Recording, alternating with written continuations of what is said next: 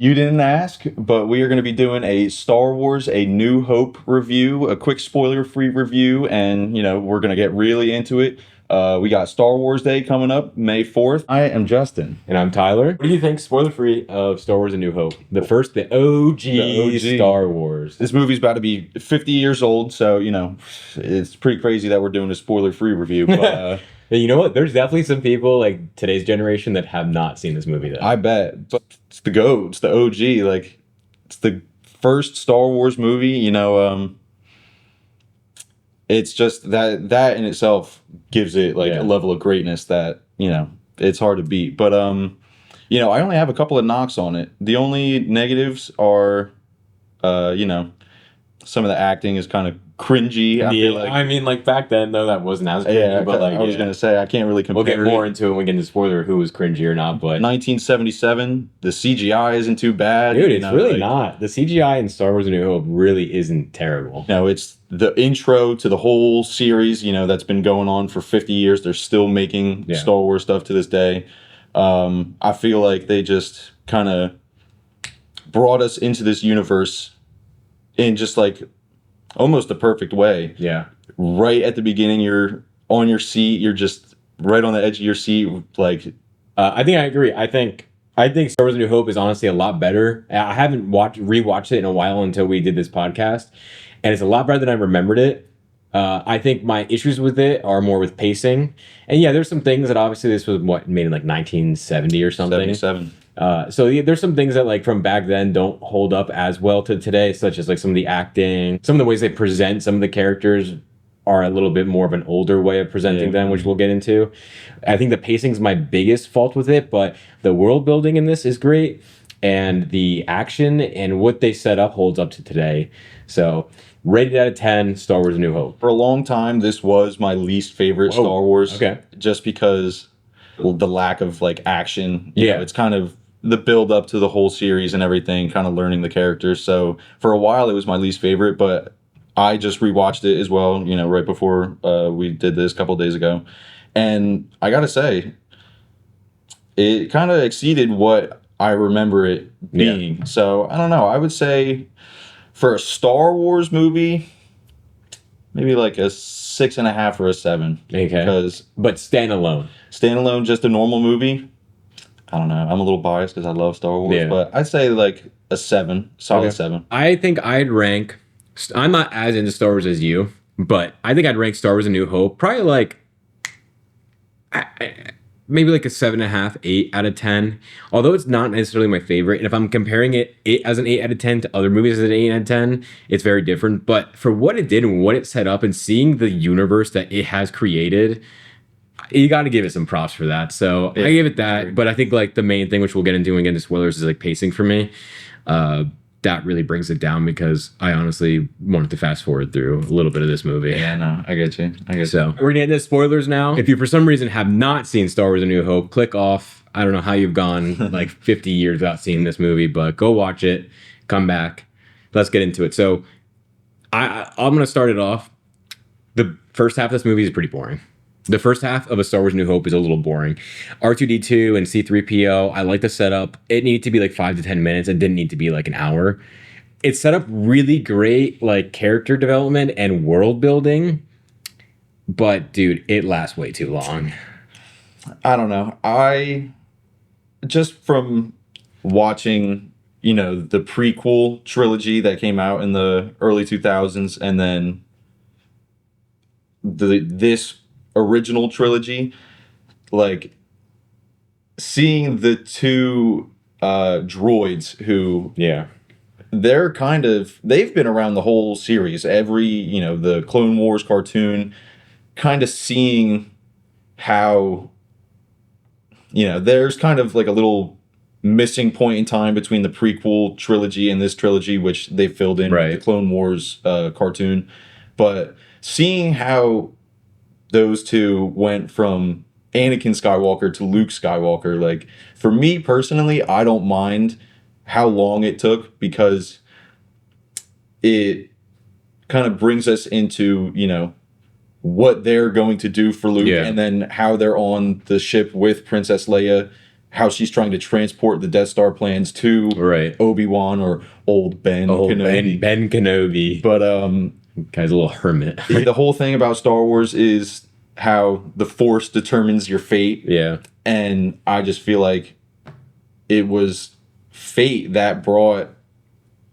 R2-D2 and C-3PO to Luke Skywalker, yeah. because they were his father's droids. Yeah. And then they also, you know, kind of have him, they're the reason that he meets Obi-Wan, Yeah. who kind of basically turns him into, you know, I want to fight for the rebels. I want to become a Jedi. I feel like the corniest scene in Star Wars: A New Hope is when, you know, Luke is out with old Ben. He saves him from the Tusken Raiders, and he's like, "Oh, look at this! Look at the Tusken Raiders. They blew up this droid transporter." And then old Ben's like, "That wasn't Tusken Raiders. That was stormtroopers." Yeah. And he was like, "Well, if they shot up this, that means that they went back home." And then he goes, his family is dead, his house is blown up, and he's just like, "I want to fight for the rebels." Yeah. It doesn't mourn at all. He's just like, I totally agree. I was gonna bring that up. There's definitely some moments like that where it's very corny, but I kind of like it because it would have slowed it down if we had like 5 minutes of Luke just like sitting there crying. But the emotion, like, dude, and it happens even at the ending of the movie when they're gearing up to go fight the Death Star. And right, Luke gets there, and immediately they're like, "Oh yeah, get in a plane, get in a whatever TIE fighter or whatever." And they're like, "Oh, he's great." And no questions asked. They just throw this random kid into this thing, and he's like the center point of the entire thing. The hero. They've never met this kid before, and they're just like, "Yo, get in there, just do it all." I'm like, dude, did you not have anyone else like fighting with you? So there's moments like that where it's definitely like, definitely like weirdly paced for like a kind of a slow movie. Like they fast paced some of the things that they probably shouldn't have made it fast paced, and then they made some parts that were way too slow. Well, that's part of the learning curve, because I feel like with the rest of the movies, you know, they kind of they got everything almost on point, but obviously got the nostalgia feel to it. But like when you think of Star Wars, you kind of think of this movie because it's like Luke Skywalker, Han Solo, Princess Leia, Chewbacca, the two droids. Like, but see, that's like Darth Vader in this one is probably one of the greatest things in this movie for me. But also, I wish like some of these moments were made nowadays. A couple of things. First of all, like when I think of Darth Vader, I think of this guy whose use of the Force and like the dark side is so immense that like I've seen comics where like every step he's like destroying the ground because he's so powerful. And in this one, when he first shows up, he just kind of like walks in. He's like, "Yo, what up?" Like they're like, "Oh, what up, Vader?" And like there's no like ambience to him. There's no like aura to him. I don't know. I kind of disagree with that, because the one thing that I really enjoy about this movie is the music in it. And just like every time Vader comes in any movie, he's got like that certain music that you just come in and see, the thing is like that music is, but I wanted also like the camera and the way that everyone reacted. But I guess like the cool thing about this and the greatest thing, I think, if we're looking at the greatest piece of this movie, is the world building. Right? You feel like this world has been alive before the screen started. Before the movie started, you feel like Star Wars world has been alive. And they even do this with like really classic tactics, but it works so well where like Ben and Luke are talking, I believe, and Ben talks about the Clone Wars, and he's like, "Oh, the Clone Wars," and we don't know any, and they just go by because these characters know what the Clone Wars is. We don't, but they build it up so that now you're like, "Oh, what is it?" So this world has a history that's deep and personal that these characters know. We don't know, but they're not going to explain it to us until future installments. And then with Vader, like, when Vader walks into a room of all the, what are they called? The Sith or the evil, the Empire. When Vader walks into all the Empire commanders, they're not going to react to him because they've seen him for like months and weeks and years. He's just like their boss. He's just their boss. Like they're going to react a little bit, but they're not going to like drop dead. But I do just wish like, I do wish that like Rogue One, which was made more recently, has a scene where Vader is in the hallway. Like there's a scene where Vader's like in hallways and stuff here, and I just wish we had that like horror element of kind of like gives you anxiety. Like, oh, dude, I hope he doesn't get me. Like, there's a YouTube video of someone who recreated or enhanced the Vader versus Obi-Wan fight, and it's so awesome, dude. But I mean, even for now, like, dude, I was watching it and I was like, wow, like this holds up really well. Yeah, I mean, obviously, other than you know, them trying to keep the lightsaber like glow in Oh, the right yeah. spot. Yeah, yeah. Like other than that, like But I feel like that's like a little bit of charm to it. It makes it feel kind of Yeah, realistically yeah. not realistic. Yeah. I think there's a couple points, like obviously I'm not a Star Wars lore, but like I'm not a Star Wars lore genius, but like when he kills Obi-Wan and he just just cape his a lot of the YouTube videos that you can watch about like the lore and stuff that they don't show in the movies, like I feel like a lot of it, you know, kind of answers a lot of the questions that we have in this movie. Obviously, I don't know, dude. This movie is so good. Well, see, because what it's doing is it sets up so much, and again, it really just all comes back to world building. The world building in Star Wars: A New Hope is top tier, second to only like Lord of the Rings or Yeah, something in yeah. terms of like movies that just started a franchise like that. Yeah. Because if you really think about it, Hutt. there's scenes with like Jabba the Hutt, and it's like that doesn't really have anything to do with this movie. But what it does is it's character building development up the for Han. character development and the world building again. That this Yeah. world is alive past when we're not looking at them, because there's a history between Jabba and Han. There's a history with his bounty hunter. So you see Boba Fett and he like looks at this and he kind of looks around. So it's like again, they're setting up Boba Fett. They're setting up Han Solo and his backstory. Yeah. They're setting up Jabba the Hutt. They're setting up like all these things, and like Jabba the Hutt has nothing to do with this movie except for just being Yeah. there to give more world Yeah. building and stuff. And so that's why that's why I think this movie has stood the test of time, because even though it can be cheesy in moments, the writing, the story building, the world building, and just the charm of it transcends it. I didn't realize that in Star Wars: A New Hope that they take out the Death Star. Like on rewatch, I was like, oh, the Death Star is probably been like, no, they like totally just in this one movie, it's like some of the most iconic Star Wars scenes you could think of.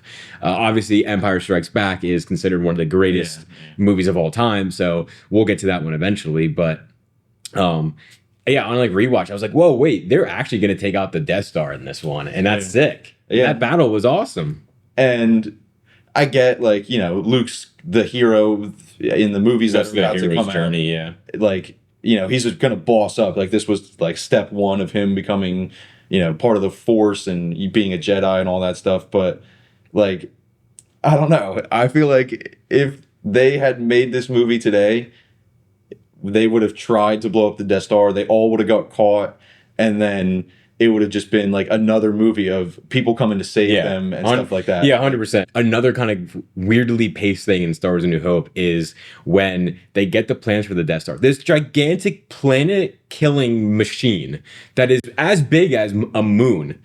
And within 30 seconds, they figured out its weakness. They're like, they immediately know its weakness. It's like, we looked at the plans. Okay, now we have legitimately in other movies, it probably would have taken like a whole movie of them like, Well, going over those plans to figure it out. That's why this movie is so good, because I'll get to the end of this point. I'm just gonna yap for a little bit. This movie is like almost a seamless transition to being able to make, you know, the next two movies of the original trilogy, and then also the perfect like ending point for the prequel trilogy, because the whole prequel trilogy, you know, it's the buildup of how Anakin becomes Vader, and then it starts with Anakin's sister, or no, Luke's sister, finding the Death Star plans, and so it. Where was I going with this? This guy's yapping so hard that he forgets what he's yapping about. You know, it's the perfect transition into Empire Strikes Back. Yeah. Because they blow up the Death Star. They're making a new one that, you know, supposedly they don't know about yet, and then they find out about it and all that stuff. But it's just the perfect transition from the prequel trilogy, and then as they make more movies and TV shows, Lucasfilm fills in all the plot holes. Yeah. Like, you know, just basically the whole Star Wars franchise is built on Star Wars: A New Hope. Yeah. So we talked a little bit about like the acting and the characters being a little cringy. Who did you think was the cringiest one in Star Wars: A New Hope?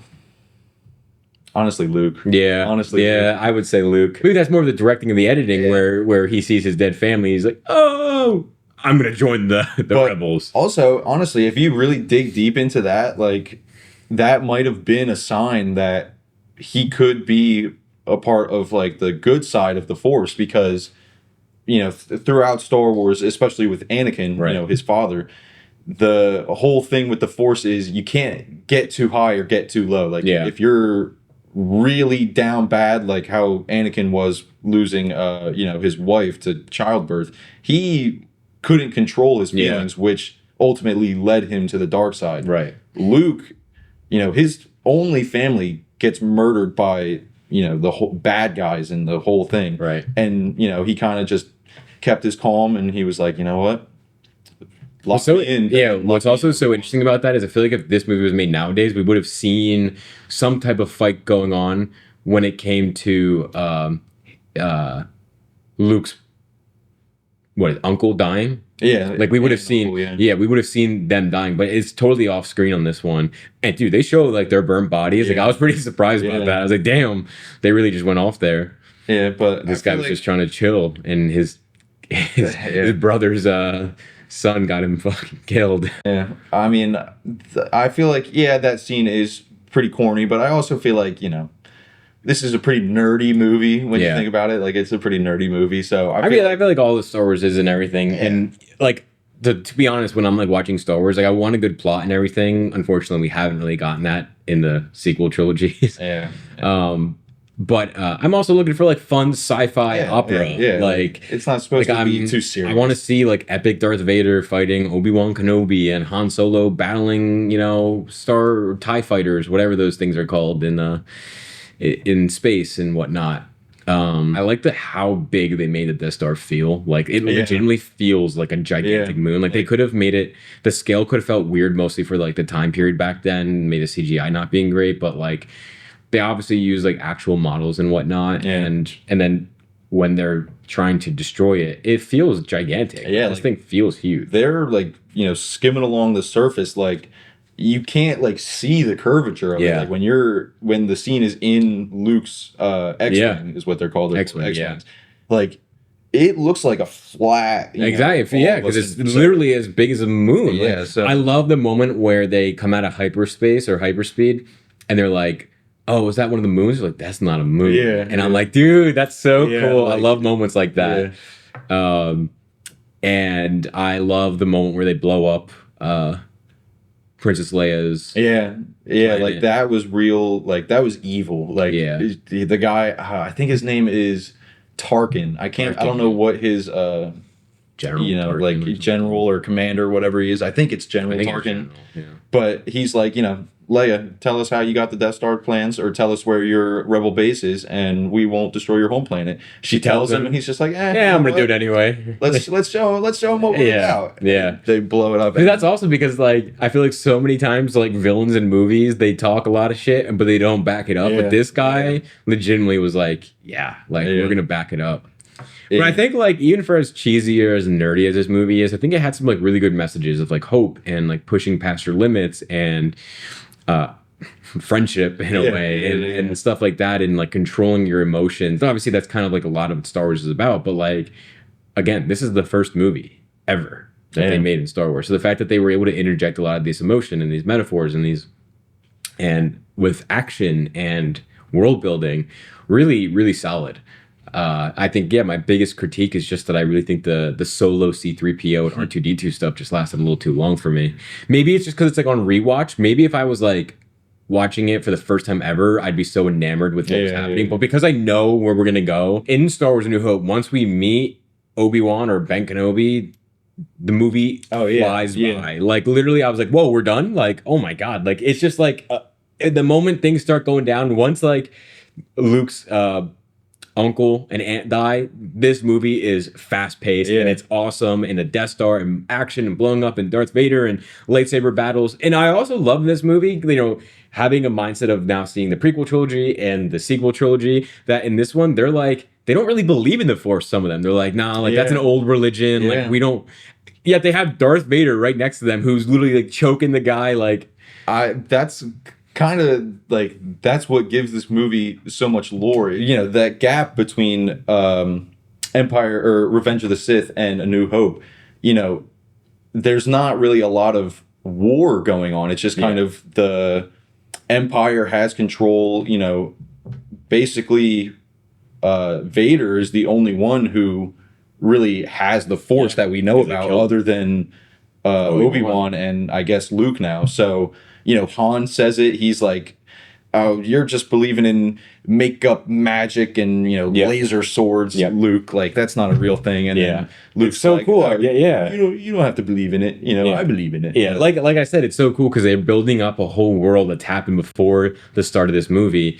That back then in 1977, they did not think that they were ever going to see that, and little did they know they were going to get some absolutely Yeah, amazing yeah. pieces of art. Do you think that Lucasfilm, like when they were making A New Hope, do you think that they were anticipating kind of making the prequel those- movies? Like, do you think they went into making A New Hope thinking we're gonna make more movies of like a time before this happened? Like, do you think that's what they were doing? I wouldn't be surprised if Lucasfilms knew that they were planting seeds for things, whether or not they knew they were going to make it, or whether or not they knew that there were going to be prequel trilogy or whatever. But I feel like when you're writing a script, when you're writing a story like that, and you start putting those seeds in there, you're putting them in there deliberately, not only to build out your world, but you're putting them in there with the hope that sometime you can actually dive into the lore and the history of whatever you're putting in there. And I think that's so masterfully done in this one. Yeah.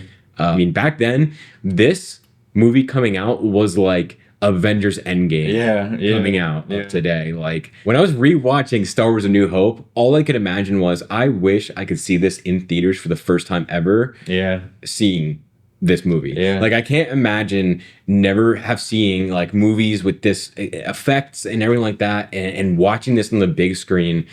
Oh my god! Because even if we watched it nowadays, it won't hit as hard because we've seen things like Dune 2 and all the other right. But like seeing this for the first time and not having this be a normal type of movie must have been an absolutely mind-blowing experience. I mean, my uncle is a pretty big Star Wars fan. He's more just kind of like into this trilogy and the prequel trilogy. He hasn't really watched any of the new stuff. I don't think he needs to. But he was probably like 5 or 6 years old when this movie came out. So I'm pretty sure I remember him telling me he saw it in theaters. Like I could only imagine, like, I'm not really too big into movies like you and the rest of the guys on the pod, but for 1977, like this is a whole other universe, like a galaxy far, far away. There's hundreds of planets that they transport to. They're going through hyperspeed. People are choking people with like energy that just surrounds everybody. They have laser swords. Like it's just a completely different world. But at the same, I've always said if I could have any superpower, I would just have the Force, because literally you get so much. You can fly with it. You can choke. it all depends on you. Like you can.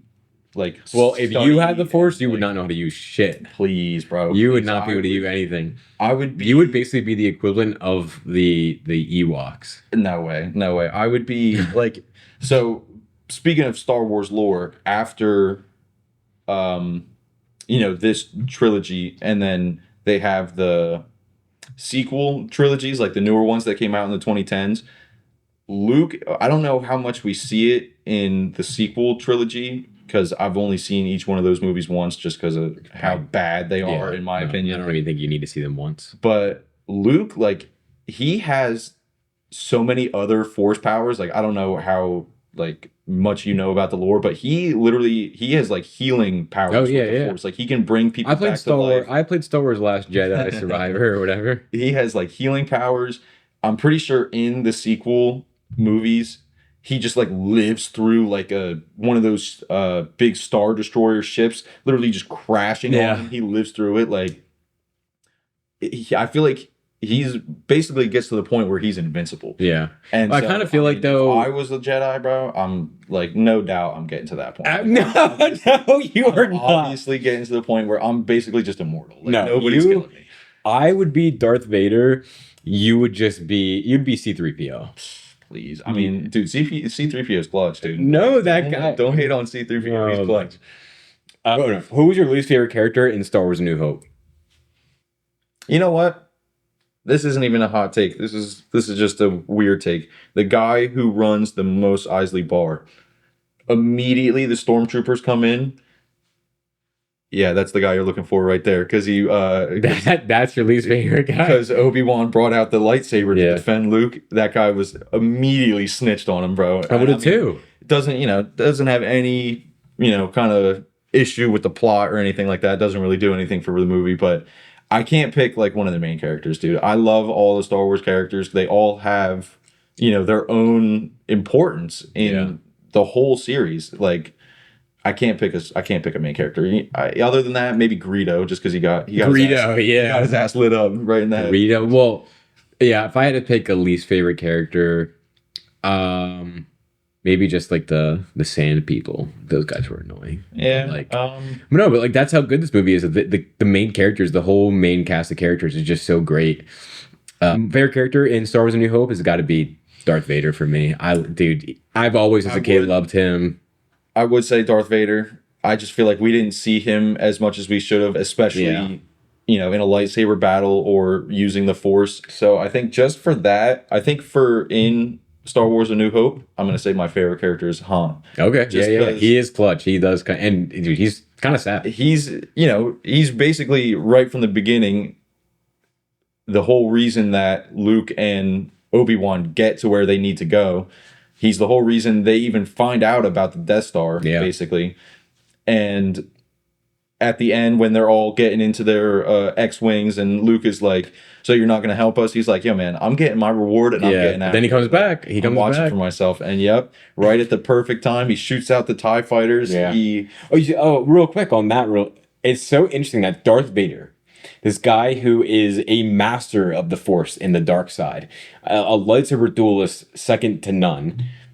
And it's so funny that the final battle with him, he's in his TIE fighter. Well, I don't. It's weird seeing Darth Vader in like a TIE fighter instead of like fighting and like, Yeah, I get what you mean. But he, when he was Anakin, he was one of the best. I know. I totally understand why it happened, and I'm happy that he's part of it. It's just so weird seeing like this immensely aura-filled demon, and he's just in like a little TIE fighter. Yeah, like, I get what you mean. But that scene, another instance of, I don't know if it's bad acting or bad CGI. I feel like it's more bad script writing. But Han comes in, he shoots the other two TIE fighters that are surrounding Vader, and then he shoots the one guy, blows that ship up, and then the other guy's like, oh, watch out, and then like into Vader and makes him spin off into space. I'm like, well, yeah, they had to do that just because they had to, and that's another world building piece. Vader survived, so you could really think of Star Wars,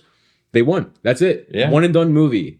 Star Wars: A New Hope could have been a one and done movie, but they set up so many great points that you wanted more. Like Darth Vader not dying at the end. You're like, I want to see what happens to him. Little did we know that they were going to create a 9-movie franchise with TV shows and video games and toys and everything like that.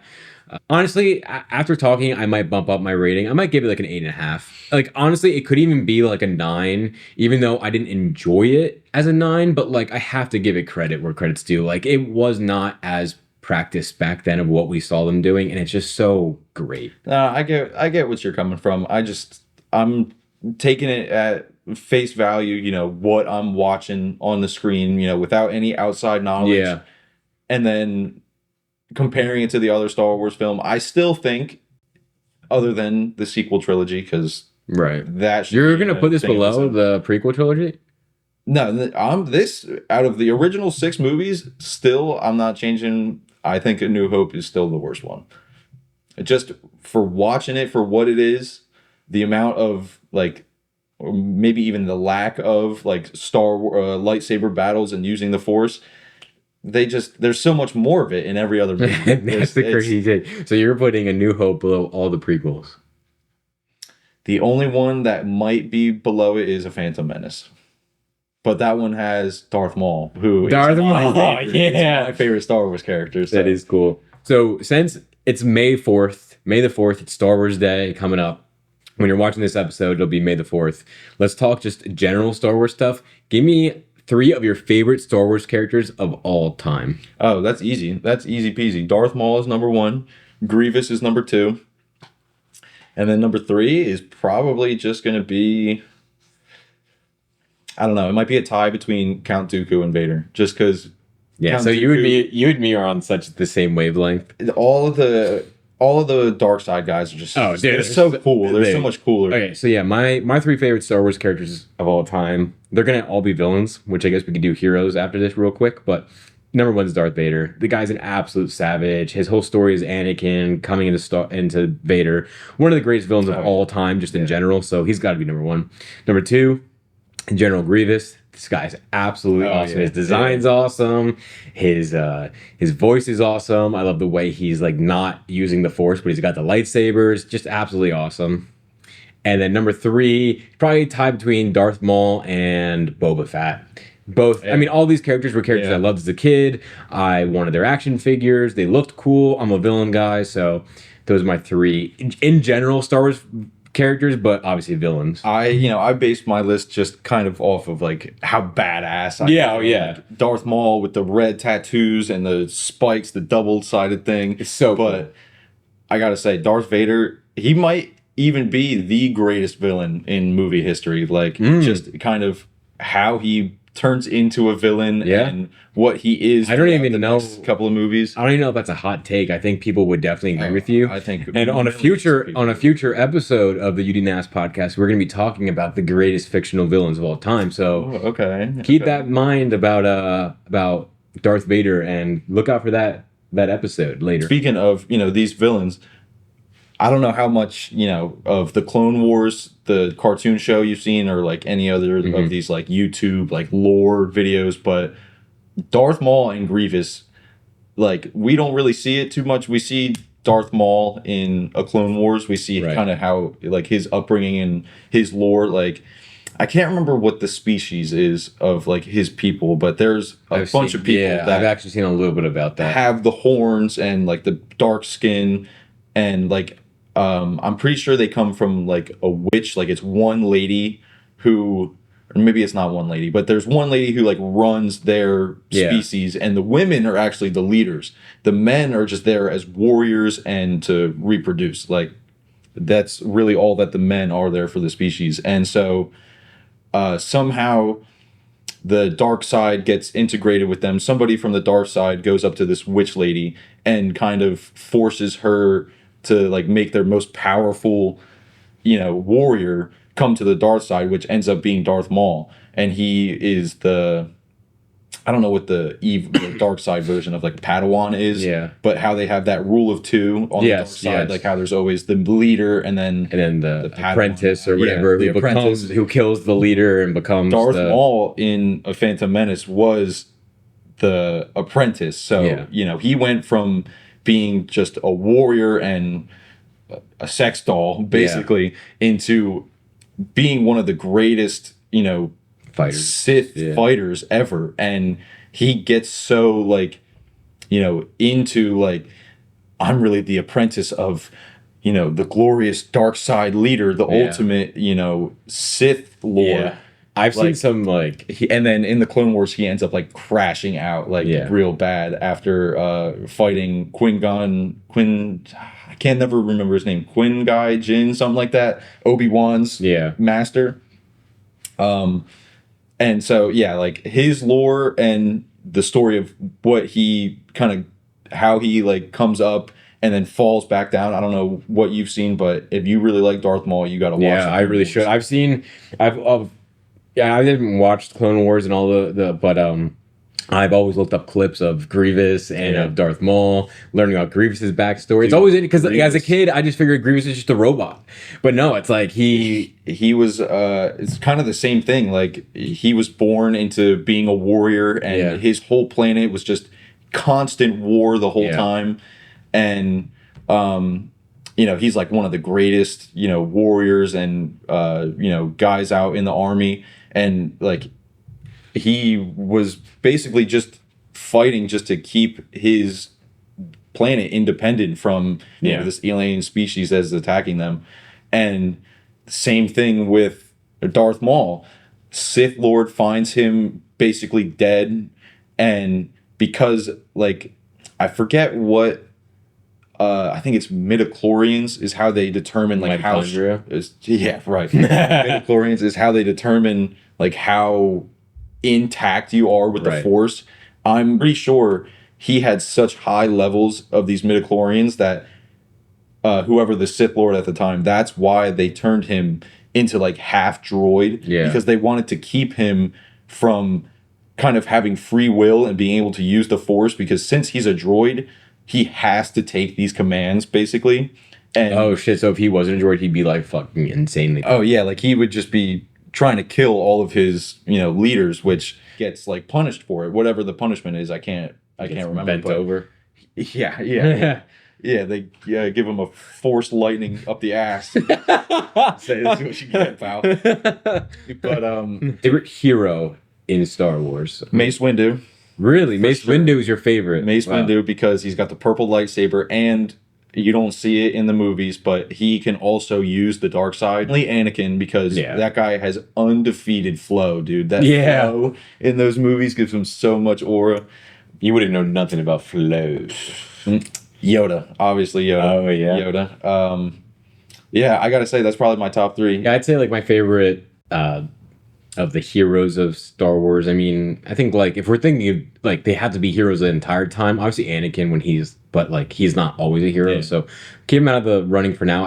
Obi-Wan. I mean, Yeah, Obi-Wan is yeah. just like he's got to be up there. I feel like.